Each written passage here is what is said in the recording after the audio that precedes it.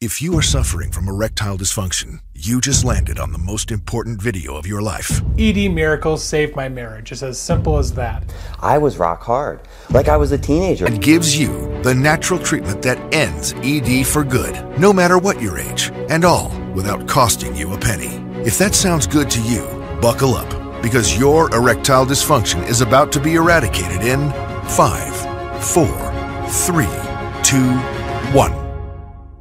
Have you ever lay in your bed and watched your wife fast asleep, moaning and groaning, sweating and squirming, and then, as she's barely able to contain herself, screams out the name of a man, and you realize the name isn't yours? I'm Tom Bradford, and that woman was my wife of 22 years, Denise. I was the guy next to her, feeling like my abdomen had just gone through a meat grinder, and that happened exactly a year and a half ago. In this video, I'm going to tell you exactly what led to my wife doing that, how it was completely my fault, and how your wife could be having the very same dreams right now, if you don't make some changes fast. You're about to find out exactly what those changes are and how to make them happen quickly and easily in the next 24 hours. And all I ask in return is two things. Number one, you give me your complete and undivided attention, and number two, you make an honest commitment to watch this until it's completely over. Because those who do that are the only ones who get these results. This video is short, and I'll be blunt. The information is controversial, 100% accurate, but it's controversial because the powers that be don't want you to hear what you're about to hear. Because it's a knife in the heart of some of their best-selling products, worth billions to their bottom line.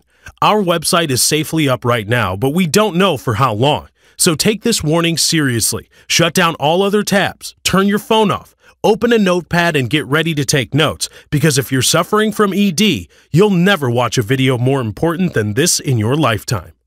There's nothing that crushes your self-esteem more than ED. I've been there, and I feel for you. But I'm also excited for you, because soon you'll not only know the true cause, you will know how to treat your ED directly from the source. Your wife is soon to become the happiest woman of all her friends, because if you watch this video and do what it says, in 24 hours, I promise you, here and now, you will have in your pants, or maybe out of your pants, a completely full, bulging, pulsating erection standing at attention that will make any woman's eyes light up with desire and anticipation. And you will do it without any pills, without any pumps, without any injections, without any surgeries, without exercises. Some call this natural Viagra, because it truly will be the next big thing on the market over the coming year. And I want you to know, even though this solution is new on the market, you're no guinea pig.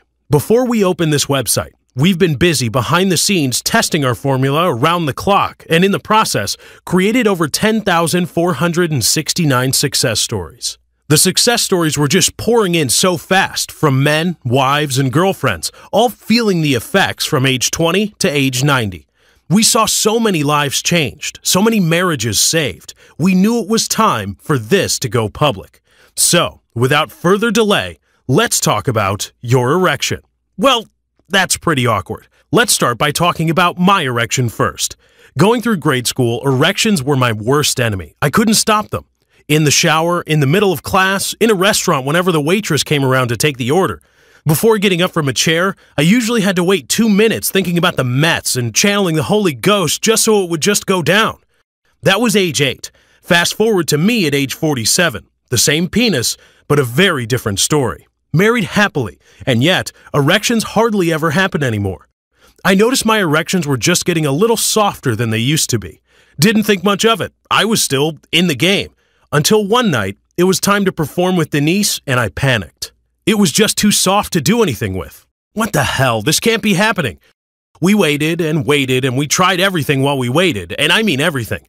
And then, 45 minutes later, we gave up, and we realized it wasn't going to happen. I went to sleep feeling a little like the Pop Warner quarterback whose mom just bursts onto the field between a play to fix his shoulder pads. A humiliation, a disgrace.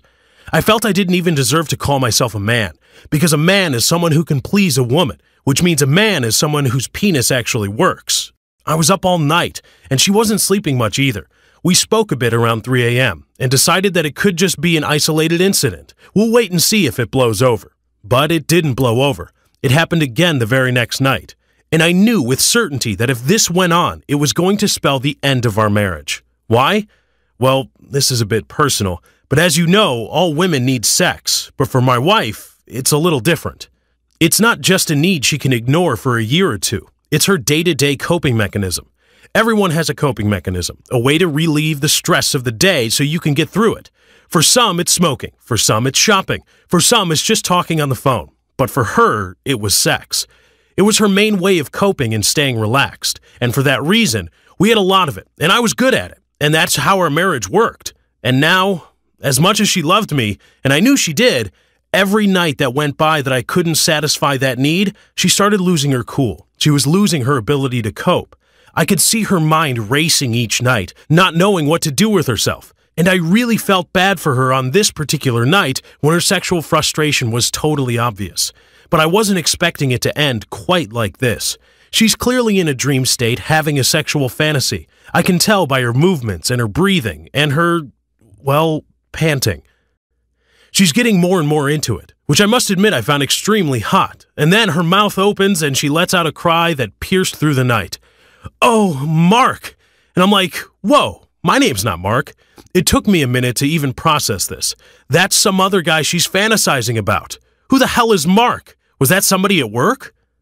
Well, I wasn't sure completely, but I knew that whoever Mark was, he could probably get it up. Unlike me. My heart felt like it had gone through a magic bullet blender. I was paralyzed, staring up at the ceiling for hours, and I started questioning everything, even my very own identity. Do I even have any right to be married to her if I can't satisfy her? Doesn't she deserve better than to live with someone sexually handicapped like me? Why should she suffer her whole life because I can't perform the way every other normal man can? And then it happened again, on another night. The next morning, I could barely look at her. I tried to play it cool, but she could see something was wrong, and she had no idea what it was. "Guess what?" she says, trying to break the ice. "I found that hat you were looking for." "Oh, thanks." And I mutter under my breath, like that matters. I would never say insulting things like that, but I was burning with rage inside. She says, "What?" I said, "I just said it doesn't matter." "What do you mean it doesn't matter? I spent a lot of time looking for that, and you've been asking me where it was for days," she yells. I'm completely boiling over inside at this point, and somebody is about to get burned.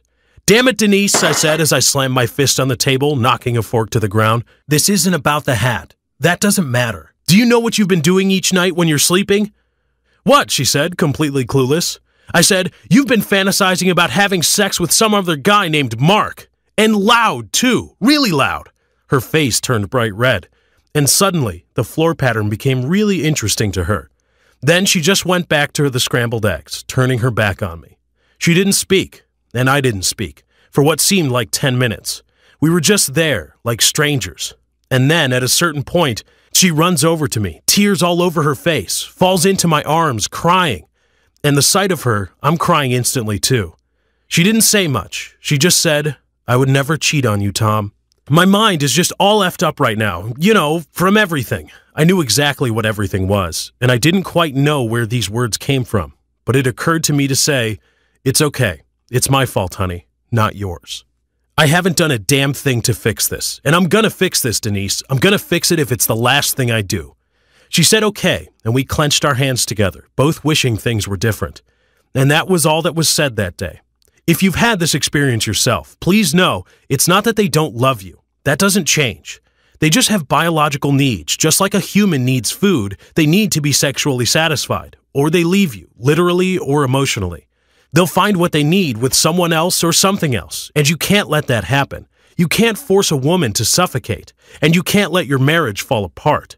But it will if you do nothing, and doing nothing isn't really an option. Because when a bodybuilder stops working out, the muscles atrophy and disappear. Well, the penis is no different. The more you don't use it, the more you lose it. That was the predicament I faced at that time. I knew I had to take massive action to do something about this. I knew a cure had to be out there, and I was going to find it. My urologist wasn't much help. For me, he had Viagra and Cialis, and even a suppository you could stick up there to cause a temporary erection. Even if these worked, which they don't for everyone, what would that do for the mood? What would sex be like when you have to plan it 20 minutes in advance?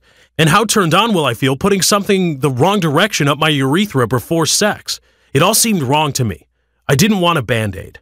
I wanted to be rid of this. I wanted to undo whatever caused my ED. I wanted my old erection back, the way it used to be.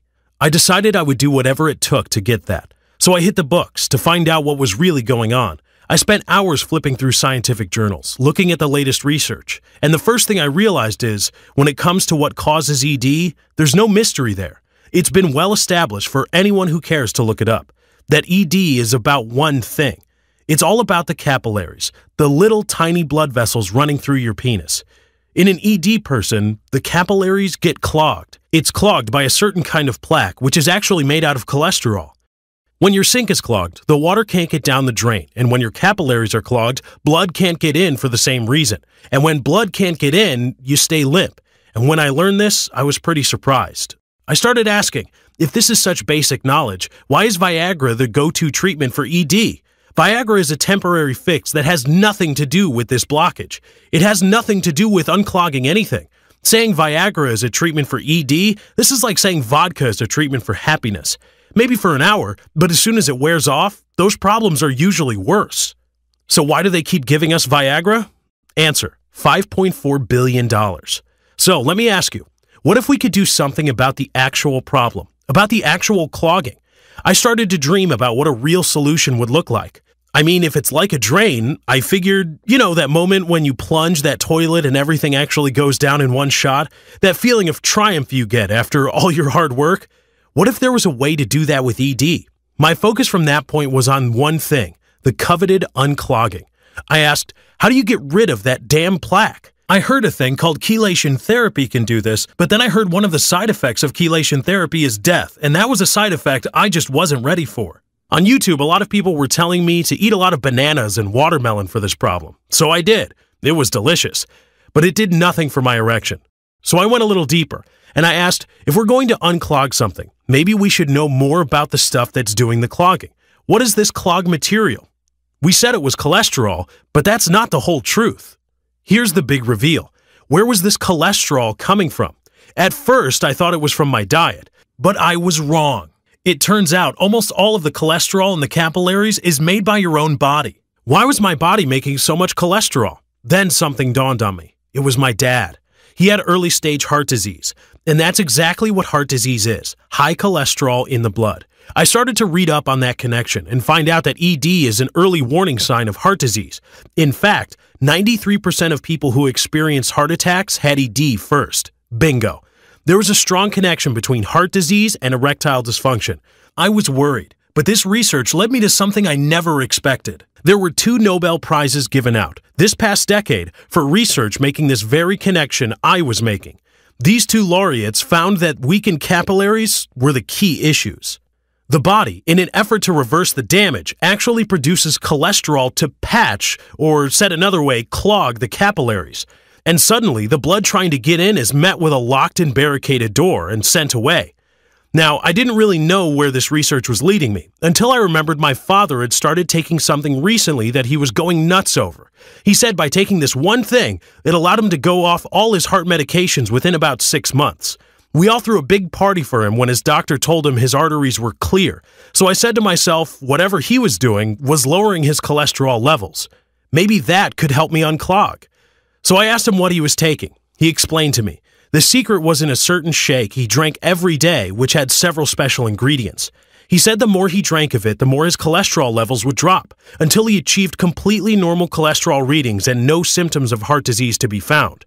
I didn't want to tell him why I needed it, so I just asked point blank, Dad,